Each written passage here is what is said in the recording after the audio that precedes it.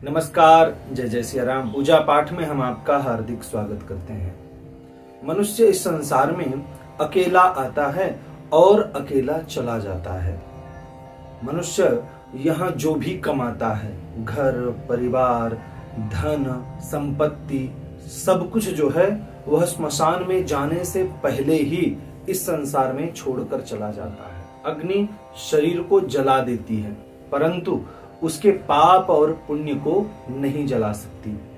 पाप और पुण्य अर्थात उसके कर्म उसके साथ जाते हैं। तो प्रश्न यह उठता है कि जब मनुष्य अकेला आता है, अकेला जाता है, तो उसके कर्म का साक्षी कौन है? अगर वह पुण्य कर रहा है, पाप कर रहा है, तो उसके कर्म का साक्षी कौन है? कौन है उसकी गवाही देने वाला कि हाँ, इस व्यक्ति ने पृथ्वी पर पुण्य किया था अथवा पाप किया था? आज हम इसी विषय में चर्चा करेंगे।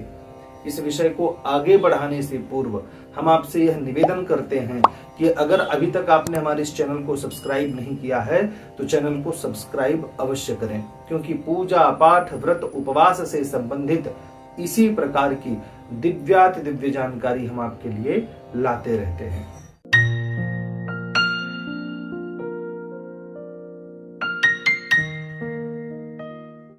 भगवान श्री कृष्ण गीता में कहते हैं, अवश्यमेव भोक्तव्यम कृतम कर्म शुभाशुभम। मनुष्य को अपने किए गए कर्म का फल अवश्य भोगना होता है, चाहे वह शुभ कर्म हो अथवा अशुभ कर्म हो।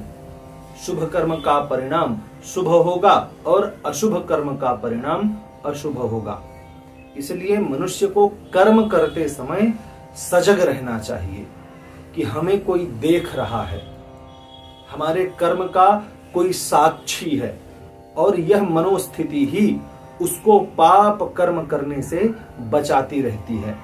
शास्त्रों के अनुसार हमारे कर्म के 9 साक्षी देवता कहे जाते हैं, जो हमारे साथ नित्य वास करते हैं, हमको नित्य देखते रहते हैं कि हम क्या शुभ कर रहे हैं अथवा क्या अशुभ कर रहे हैं। उसी के अनुसार यमराज हमारी गति का निर्णय करते हैं।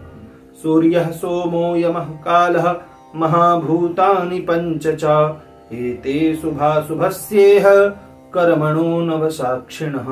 दिन में किए गए शुभाशुभ कर्म का सूर्य प्रतिनिधित्व करते हैं और रात्रि में चंद्रमा।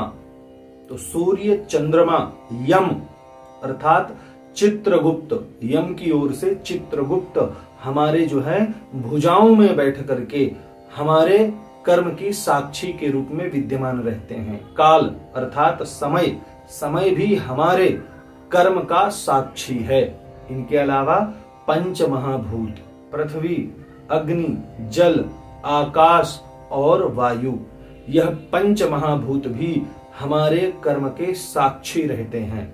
इसलिए जब भी हम अशुभ कर्म करें, पाप कर्म करें, तो इस बात का हमें ध्यान रखना चाहिए कि यह 9 जो है साक्षी देवता हैं और हमारे साथ विद्यमान हैं, यह हमें देख रहे हैं, और इस अशुभ कर्म का परिणाम दुर्गति के रूप में हमको भोगना पड़ेगा। इसलिए इन 9 साक्षी देवताओं की उपस्थिति का अनुभव करते हुए हमें सत्कर्म करना चाहिए, क्योंकि सत्कर्म ही हैं जो इहलोक में और परलोक में हमको सुख प्रदान करते हैं। आशा करते हैं यह जानकारी आपको पसंद आई होगी।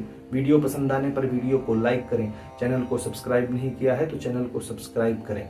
इस वीडियो से संबंधित अगर आपके मन में किसी भी प्रकार का प्रश्न है, कोई शंका है अथवा कोई सुझाव है, तो नीचे कमेंट बॉक्स के माध्यम से आप हमें अवश्य बताएं। यह वीडियो देखने के लिए आपका बहुत बहुत धन्यवाद।